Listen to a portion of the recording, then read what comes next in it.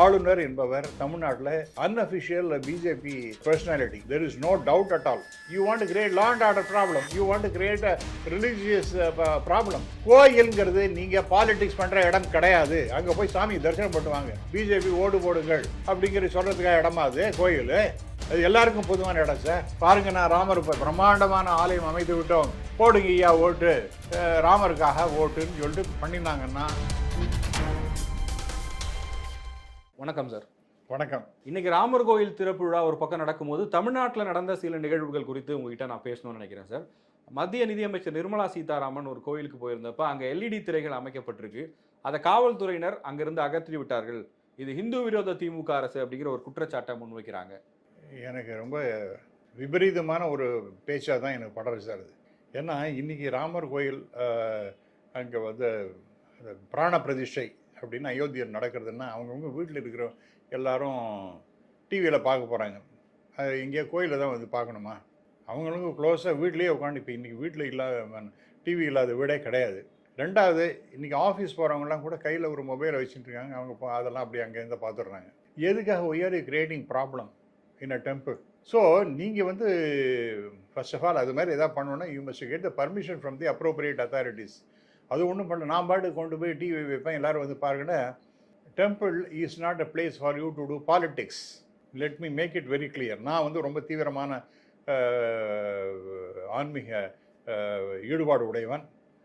இன்னும் சொல்ல போனால் எங்களுடைய அம்மா வழியில் எங்களுக்கு குலதெய்வம் என்பது ராமபிரான் தான். அது வடுவூர் ராமபிரான், கோதண்டராமர்னு அதெல்லாம் இருக்குது. நீங்கள் இப்போ ராமனை பற்றி பேசுவேன்னா நான் ஒரு 2 மணி நேரம் பேசுவேன். அதெல்லாம் வேறு விஷயம். பட் அல்டிமேட்லி நீங்கள் பார்த்தீங்கன்னா இது வந்து பாலிடிக்ஸ் பண்ணுறதுக்காக இங்கே வந்து திருமதி நிர்மலா சீதாராமன் எதுக்காக இங்கே வந்திருக்காங்க? ஒரு 7 இடம் முக்தி ஸ்தலங்கள், அது வந்து அயோத்தியா, காஞ்சி அப்படிங்கிற மாதிரிலாம், உஜ்ஜைன், அது மாதிரிலாம் பற்றிலாம் பேசுகிறாங்க. சரி, அதெல்லாம் ரைட்டு. நீங்கள் இங்கே வந்து இங்கே இருக்கிற கோயிலில் பாருங்கள்.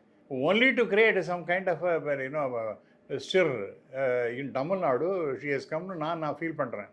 இல்லை, ஆனால் திமுக அரசு தான் இந்துக்களுக்கு எதிராக செயல்படுதுன்னு அவங்க சொல்கிறாங்களே. நேற்று வந்து கோயில்களில் வழிபாடு நடத்துறதுக்கு அன்னதான விதி கொடுக்கறதுக்குலாம் தடை விதிச்சிட்டாங்கன்னு ஒரு குற்றச்சாட்டை வைக்கிறாங்க. அரசு மறுத்துருக்கு, ஆனால் அவங்க ஒரு குற்றச்சாட்டை வைக்கிறாங்க. சார், இன்றைக்கி சேற்றவாறு நீங்கள் எப்போ படம் தூக்கி வஞ்சிடுவோம், தூற்றி போட்டு போடலாம் சார். அவங்க நீ சொன்னது அதுக்கு இப்போ உயர் திரு சேகர் பாபு அவர்கள் என்ன சார் பேசினார்? அதோடு இல்லாமல் அந்த கவர்மெண்ட்லேருந்து ஒரு நோட்டிஃபிகேஷன் வந்திருக்கு, இந்த மாதிரிலாம் அதெல்லாம் ஒன்றும் கிடையாது. என்ன நான் என்ன கேட்குறேன், ரொம்ப சிம்பிள். என்ன விட்டுருங்க, உங்களை விட்டுருங்க சார். ரொம்ப தீவிரமான ஒரு வைஷ்ணவ சம்பிரதாயத்தை ஃபாலோ பண்ணுறவங்க இது ஸ்ரீரங்கத்தில் இருக்கிற ரங்கராஜன் ஒரு பெரியவர். அவர் வந்து இதில் ரொம்ப எல்லாத்துலேயும் ஈடுபாடெல்லாம் உண்டு. அவரே கேட்குறாரு கேள்வி, இது என்ன இது, நீங்கள் பாட்டுக்கு கோயிலில் வந்து சிறப்பு பூஜை பண்ணி, நீங்கள் என்ன சிறப்பு பூஜை பண்ணுவீங்க? உங்களுக்கு பிறந்த நாள் இருக்குன்னா என்ன போவீங்க? அங்கே போய் அர்ச்சனை பண்ணிட்டு வருவீங்க சாமிக்கு. அல்ல அதிகபட்சமாக ஒரு ஏதாவது ஒரு சாமி பார்த்து அபிஷேகத்தை கொடுப்பீங்க, அவ்வளோதான். அதேமாதிரி இப்போ புது வருஷம் அப்படின்னா அதுக்கு நீங்கள் என்ன பண்ணுறீங்க? புது வருஷத்துக்கு போய் சாமி பார்த்துட்டு பெருங்கூட்டமாக இப்போ போயிட்டே இருக்குது. இப்போ 1ஆம் தேதி இன்னும் வந்ததுன்னா பெருங்கூட்டம் அங்கே போய் நிற்கிறது கோயிலில். அது ஒரு சிறப்பு வழிபாடு அப்படிங்கிற மாதிரி பல பேர், ஆயிரக்கணக்கான லட்சக்கணக்கான பேர் வந்து சாமி தரிசனம் பண்ணிட்டு போகிறாங்க. இதில் நீங்கள் என்ன இப்போ சிறப்பு வழிபாடு என்ன இருக்குது சார் இதில் சொல்லுங்கள்? இப்போ என்ன சாப்பாடே போடாத, அன்னதானம் நடக்காத கோயிலில் தான் இருக்கா? நீங்கள் சொல்லுங்கள். வாய்மொழி உத்தரவாக போட்டுட்டாங்கன்றதான் அண்ணாமலையோட குற்றச்சாட்டு. ஒரு ஆடியோதான் பேசுவார் சார். சார், நான் வந்து I am not at all happy. இதெல்லாம் வந்து ஒரு பத்திரிகையில் ஒரு அற்பத்தனமாக இந்த மாதிரிலாம் பண்ணக்கூடாது சார். அதில் அந்த பத்திரிகை நடத்தக்கூடிய ஒருவர் ஒரு கோயிலில் ட்ரஸ்டி, ரொம்ப முக்கியமான கோயிலில் ட்ரஸ்டி. அந்த கோயிலில் ஏதாவது அது மாதிரி எதாவது கேட்டாங்களா, அந்த மாதிரி எதாவது பிரச்சனை வந்ததா, அதை அப்போ எடுத்து சொல்ல வேண்டியதானே? வாய் பிடிச்சதோ மாங்காய் பிடிச்சோன்னு இஷ்டத்துக்கு எதோ பேசக்கூடாது. அண்ணாமலை சொன்னார்னா அது என்ன வேதவாகாது sir? I have lot of respect for Mrs Nirmala Sitharaman and mister Annamalai. அதெல்லாம் நான் தனிப்பட்ட முறை யாரையும் நான் இன்றைக்குமே மோசமாகலாம் பேசுகிற வழக்கமே கிடையாது. பட் அவங்களுடைய பொசிஷனை வச்சுட்டு பொலிட்டிக்கல் அட்வான்டேஜ் எடுக்கிறதுக்காக இது மாதிரி பண்ணாங்க, அது மாதிரி பண்ணாங்க, கலைப்பு விடுறதுல என்ன சார் அர்த்தம்? இல்லை, ஆளுநரும் கூட சொல்லியிருக்காரு சார். இன்றைக்கி அவர் ஒரு கோயிலுக்கு மேற்கு மாம்பலத்தில் போயிருக்காரு. அங்கிருந்த சூழலே சரியில்லை, அங்கிருந்த அர்ச்சகர்களுடைய முகம்லாம் ஒரு பயம் இருந்த மாதிரி இருந்துச்சு அப்படிங்கிற மாதிரி சொல்கிறாரு சார். இதை விட ஒரு இன்றைக்கி வருத்தத்திற்குரிய விஷயம் என்னென்னா, அவர் பாட்டு ட்வீட் போட்டார். ட்வீட் போட்ட அப்புறம் அந்த ஏதோ வெஸ்ட் மாமாவில் இருக்கக்கூடிய இந்த ராமபிரான் கோயிலில் இருக்கக்கூடிய அர்ச்சகர்கள் அதெல்லாம் ஒன்றுமே கிடையாது அப்படின்னு நாங்களாம் ஒன்றும் துக்கத்தில் இருக்கா மாதிரியோ அல்லது பீதியில் இருக்கா மாதிரியோ நாங்கள்லாம் ஒன்றும் இல்லைங்கிற மாதிரி சொன்னால் அப்போ அவர் அவங்க ஒன்றும் சொல்லவே இல்லை அவர்கிட்ட. இவராக ஏதாவது கற்பனை பண்ணி போடுறாருன்னா அவருக்கும் அங்கே வேற என்ன முக்கியமான ரோல், அவருக்கு என்ன நோக்கம் இருக்க போகுது சார்? அதை தான் அவர் அரசியல் பண்ணுறது தான் சார். இன்றைக்கி அரசியல் இந்த ஆளுநர் என்பவர் தமிழ்நாட்டில் unofficial BJP personality, there is no doubt at all. ஏதாவது ஒரு பிரச்சனையை கிளப்பி விட்டுட்டு அது மாதிரி பண்ண கடைசியில் he got is no scot. அவர் அது மாதிரி ட்வீட்டு போட்டார், ஒரு அரை மணி நேரத்துக்குள்ளே நியூஸ் வந்துடுது. அதெல்லாம் ஒன்றும் இல்லை, நாங்கள்லாம் சந்தோஷமாக தான் இருக்கோம், எங்களுக்கெல்லாம் ஒன்றும் பீதியும் கிடையாது, ஒன்றும் கிடையாது, நான் இந்த அரசியர்லாம் போட்டாங்கன்னு என்ன சார் அர்த்தம்? ஸோ இது வந்து அப்போ வெளிப்படையாக தெரிகிறதா இல்லையா? நான் இன்னும் இன்றைக்கி ரொம்ப அழகாக திருமதி நிர்மலா சீதாராமன் அந்த அவங்க கொடுக்குற பேட்டியை பார்த்தேன். இந்த ராமனை பற்றி, இந்த முக்தி ஸ்தலங்களை பற்றிலாம் அவரெல்லாம் பேசுறது ரொம்ப அழகாக இருந்தது, அதெல்லாம் ரைட்டு. திடீர்னு பார்த்தா இந்த மாதிரி போலீஸில் கை முறிக்கிறாங்கன்னா அது ட்விஸ்ட் பண்ணி இங்கெல்லாம் வரக்கூடாதுன்னு சொல்கிறாங்க. அவங்க வந்து மிஸ்யூஸ் பண்ணுறாங்க அவங்களுடைய பவர்ஸ் எல்லாம். அவங்க they got the instruction from DMK government. What is it? நீங்கள் பாட்டு என்ன யூ கேனாட் இன்றைக்கி இப்போ இந்த மேட்ரு கேம் டு கோர்ட். ப்ரைவேட்டாக இருக்கிற டெம்பிள்ஸு நீங்கள் வந்து எதாவது பண்ணிட்டு போங்க, பட் கவர்மெண்ட்டில் நீங்கள் வந்து you have to get appropriate permission from the authorities. அது ஒன்றுமே கிடையாது. நான் பாட்டுக்கு திடீர்னு கொண்டு போய் ஒரு ஏன் அப்போ என்ன அர்த்தம்? எல்இடி நான் முதல்ல சொன்னாப்புல அவங்க என்ன சொல்கிறாங்கன்னா, ஒரு பொது இடத்துல எல்இடி வச்சு நாங்கள் ராமர் கோயில் திறப்பு விழாவை பார்க்கறது என்ன தப்பு? நான் தான் உங்களுக்கு சொன்னேன் சார், ஒரு வீட்லேயும் இன்றைக்கி டிவி இருக்குது. இல்லை சார், ஒரு 100 பேர் ஒரு இடத்துல வந்து ஒன்றா இருந்து பார்க்கணும்னு நினைக்கிறாங்க. எதுக்காக தப்பு? You want to create a problem, you want to create law and order problem, you want to create a religious problem. அமைதியான முறையில் பார்க்க போகிறோம், என்ன பிரச்சனை இது சார்? இது கோயிலுங்கிறது நீங்கள் பாலிடிக்ஸ் பண்ணுற இடம் கிடையாது. அங்கே போய் சாமி தரிசனம் பண்ணுவாங்க. நான் பாட்டு இதை வச்சுட்டு இருப்பேன், நாளைக்கு கூத்தடிப்பேன், நாங்கள் வந்து அங்கே தான் ப்ராபகேட் பண்ணுவேன், பிஜேபி வாழ்க, பிஜேபி ஓடு போடுங்கள் அப்படிங்கிற சொல்கிறதுக்காக இடமா அது கோயில்? அது எல்லாருக்கும் பொதுவான இடம் சார். அது வந்து பொதுவானதுன்னா எதுக்காக? ஒரு ஸ்பிரிச்சுவல் ஆக்டிவிட்டியாக சுவாமியை தரிசனம் பண்ணுறதுக்காக இருக்கக்கூடிய இடம். அங்கே நான் வந்து ஒரு இது நடத்துவேன், இந்த மாதிரி எல்இடி வச்சு நான் பாட்டு இஷ்டத்துக்கு நான் கனெக்ட் பண்ணுவேன், எல்லோரும் உட்காந்து வச்சுட்டு பார்ப்பேன். கடைசியில் ஜெய் ஸ்ரீராம் ஜெய் ஸ்ரீராம் மோடிக்கு ஓட்டு போடுங்கன்னு சொல்லிட்டு இருந்தாங்கன்னா எப்படி சார் நியாயமாக இருக்கும்? It's all not at all in good taste. இது வந்து மத்திய நிதியமைச்சர் செஞ்சதுங்கிறது நான் வந்து ஏற்க முடியாது, அது பொய்யான தகவல் அது. அதே போல் திரு அண்ணாமலை அவர்கள் அவருக்கு அரசியல் இங்கே பண்ணணும். இப்போ எலெக்ஷன் வந்துட்டுருக்கு 2024. அதனால் ஐ திங்க் ஒரு ஸ்பெஷல் ரெப்ரசன்டேட்டிவாக டெல்லியிலேருந்து பாம்பே பிஜேபி திருமதி நிர்மலா சீதாராமனை இன்றைக்கி காஞ்சிபுரத்தை அனுப்பி வச்சுருக்காங்க நான் நினைக்கிறேன். ஃபார் என்ன ட்ரைங் டு கெட் சார் எலெக்ஷனுக்காக ஓட்டு வாங்குறதுக்காக தான், வேற எதுக்காக இருக்க முடியும்? இல்லை, இந்த கிரெடிட்டையுமே பிரதமர் மோடிக்கு தானே கொடுக்குறாங்க. ராமர் கோயில் திறப்பு விழான்றது காரணமே பிரதமருடைய செயல்பாடுகள் தான். அவர் தான் இந்த அளவுக்கு முனைப்பு காட்டி திறந்து வச்சிருக்காரு அப்படிங்கிறதையும் சொல்கிறாங்க சார். இன்றைக்கி நான் வந்து ஒரு நம்ம பிரதமரை பற்றி நான் ஒன்றும் குறைய சொல்ல மாட்டேன் சார். அவர் வந்து உண்மையான பக்தியோட இன்றைக்கி அந்த பூஜையெல்லாம் பண்ணுறாரு, சங்கல்பம்லாம் பண்ணுறாரு. ஒரு ராஜா, இன்றைக்கி அவர் ராஜா தான், இந்தியாவினுடைய ராஜா. அந்த நாள்லாம் போயிடுதுனாலும் கூட ராஜா டெமோக்ராட்டிக் வேலை சொல்கிறீங்க. டெமோக்ராட்டிக் வேலையில் இப்போ prime minister is the king of the country. அப்படி இருக்கும்போது அவர் அந்த சங்கல்பம்லாம் பண்ணிக்கிறார், பல இடங்களில் போய் சுவாமி தரிசனம் பண்ணுறார், தீர்த்தங்கள்லாம் எடுத்துன்னு போகிறார். அதெல்லாம் கொண்டு போய் அங்கே கொடுத்து இந்த பிராண பிரதிஷ்டை பண்ணுறதுக்கு அவரால் முடிஞ்ச வரைக்கும் என்னென்ன செய்யணுமோ அதெல்லாம் செஞ்சாருங்கிறதுல ரொம்ப சந்தோஷம், எனக்கு ரொம்ப ரொம்ப மகிழ்ச்சி தான். அதில் ஒன்றும் ஒரு ராஜ ரிஷி மாதிரி செஞ்சார்னு கூட நான் சொல்கிறேன். I mean I am giving such a position. ஒரு பிரைம் மினிஸ்டருங்கிறவர் ஒரு நாட்டினுடைய ராஜாவாகவும் ராஜ ரிஷியாகவும் இருந்து செயல்பட்டார்னு நான் சொல்கிறேன், அதெல்லாம் ரைட்டு. பட் இந்த கிரெடிட் யாருக்கு சார் போகணும் அப்படின்னு பார்த்தீங்கன்னா, do you think it is to be given to BJP alone?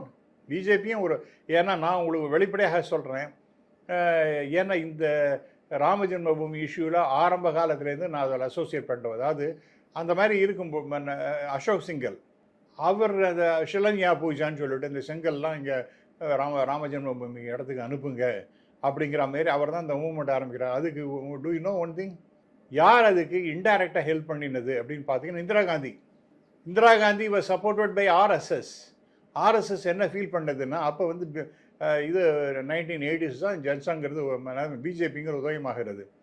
அந்த சமயத்தில் பிஜேபிக்கு அவங்க சப்போர்ட் பண்ணலை. ஒரு உண்மையான ஹிந்துவாக இருக்கக்கூடியவர் திருமதி இந்திரா காந்தி அப்படின்னு சொல்லிட்டு RSS helped Indira Gandhi. She came back to power. அதை she herself acknowledged it in so many ways. In fact VHP என்று மிக முக்கியமான தரவில் என்கிட்ட பேசும்போது சொன்னார் என்னன்னா, பல நேரங்களில் இந்திரா காந்தி நமக்கு உதவி செய்தது போல், அதாவது ஹிந்து இயக்கங்களுக்கு உதவி செய்தது போல் யாருமே செய்ய முடியாது. She had gone out of the way to help அவர் மூவ்மெண்ட் அப்படிங்கிற மாதிரி சொல்லியிருக்கார். ஸோ அது ஒன்று. அப்போலேருந்தே நான் வந்து அதில் வருஷம் அந்த பூஜான்னு ஆரம்பித்து அந்த செங்கலை அனுப்புறது. அப்புறம் நம்ம தமிழ்நாட்டில் அதெல்லாம் நடந்தது. ஒரு செங்கலுக்கு அப்போல்லாம் 1.5 ரூபா. யாராவது முடியல அப்படின்னு சொன்னால், செங்கல் வாங்குறதுக்கு முடியல அப்படின்னா அவங்களுக்காக யாராவது பணம் கொடுத்து இப்போ என்ன மாதிரி ஆள்லாம் அப்போ நிறைய பேர் ஏழை எளிய மக்கள்லாம் எங்களுக்கு நான் அதில் ஆசை இருக்குன்னா இந்தாங்க நான் 1.5 ரூபா பணம் தரேன், நீங்களே அதை வந்து தட்சிணையாக போட்டுருங்கன்னு சொல்லிட்டு நான் பல பேருக்கு நான் ஒத்தாசை பண்ணியிருக்கேன். ரைட்.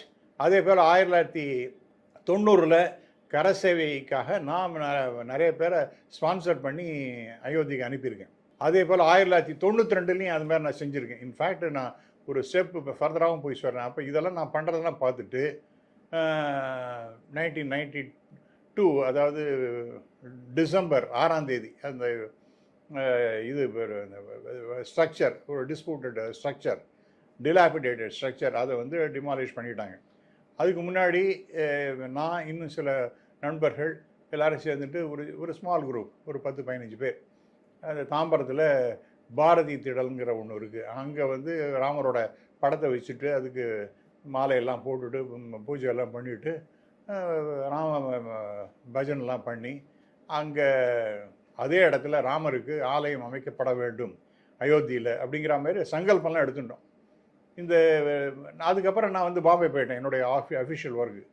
திரும்பி வரேன், இந்த ஸ்ட்ரக்சர் இடிக்கப்பட்டு விட்டது. அப்போ எங்கள் வாசலில் போலீஸ் ஜீப் நிற்கிறது. ஏன்னா நான் இதாக அதில் பர்சனலாக இன்வால்வ் ஆகிருப்பேன். நான் அப்போ வந்து பாம்பேலேருந்து ஏர்போர்ட்லேருந்து சென்னையிலேருந்து வீட்டுக்கு வந்துட்டுருக்கேன். அப்புறம் என் போட்டி அந்த டேக் எல்லாத்தையும் பார்த்துட்டு இட்ஸ் ஆல் ரைட் சார், நாங்கள் சாரணமாக தான் வந்தோம்னு சொல்லிட்டு போயிட்டாங்க. இதே wanted to arrest me also.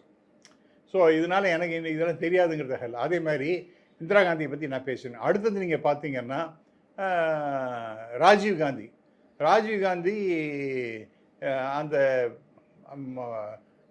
Babri மஸ்ஜித் என்கின்ற அந்த தொழுகையை நடத்தப்படாத இடம், அந்த இடத்துல ஒரு சிலையை கொண்டு போய் வச்சுட்டாங்க 1948.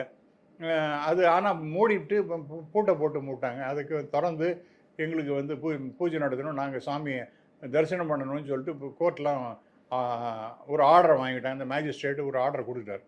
கொடுத்த ஒரு மணி நேரம் 1.5 மணி நேரத்துக்குள்ளே Rajiv Gandhi gave the permission.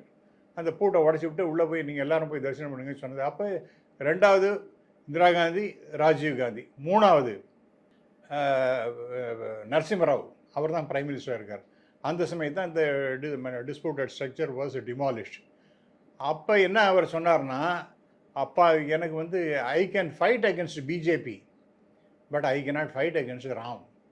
Use so clear. அவருடைய இன்டர்வியூ அப்படி தான். நான் பிஜேபியை பொலிட்டிக்கலாக நான் பார்த்துப்பேன், ஆனால் ராமனை நான் வந்து அவனோட நான் சண்டை போட முடியாது. ஏன்னா அது வந்து it is a faith, it is a very big faith for everybody. எனக்கும் அந்த ஃபெய்த் இருக்குது, அதனால் நான் அவனோட சண்டை போட முடியாது அப்படின்னார். அவர் திரும்பி மறுபடியும் வந்திருந்தார்னா டெஃபினட்டாக he himself would have constructed the temple. இப்போ ஃபைனலாக பார்த்தீங்கன்னா 2019 ஜட்ஜ்மெண்ட் வருதுன்னா, judgment was given by supreme court. அது வந்து நான் வந்து அதுக்கு I don't want to give any attribute any motive. எப்படி இந்த ஜட்ஜ்மெண்ட் வந்து எல்லாம் நான் சொல்ல தெரியல, பிஜேபி தான் ஃபோர்ஸ் பண்ணி வாங்கினாங்க அப்படிங்கிறதெல்லாம் நான் சொல்ல மாட்டேன். Judgment was given by supreme court. So அதை வந்து இம்ப்ளிமெண்ட் பண்ணுறதுக்கு இப்போ என்னென்ன முடியுமோ அதெல்லாம் வந்து பிஜேபி செய்து கொண்டிருந்தது. இன்ஃபேக்ட் ராமருக்கு அதே இடத்துல ஆலயம் அமைப்போம் அயோத்தியில் அப்படின்னு சொல்லிட்டு இந்த மேனிஃபெஸ்டோவில் ஒரு ரொம்ப முக்கியமான விஷயம் பிஜேபியை பொறுத்த வரைக்கும் பல பேருடைய பங்களிப்பு இருக்குன்னு சொல்லுங்கள். அதனால் இவ்வளவு பேர்லாம் இருக்குது சார். அதனால் நீங்கள் வந்து நீங்களே தான் எடுத்துக்கணும். அந்த பிஜேபி எடுத்துக்கணும். அது வந்து இப்போ பொலிட்டிக்கல் ரீசன்ஸாக நாங்கள் தான் பண்ணினோம் அப்படிங்கிற மாதிரி.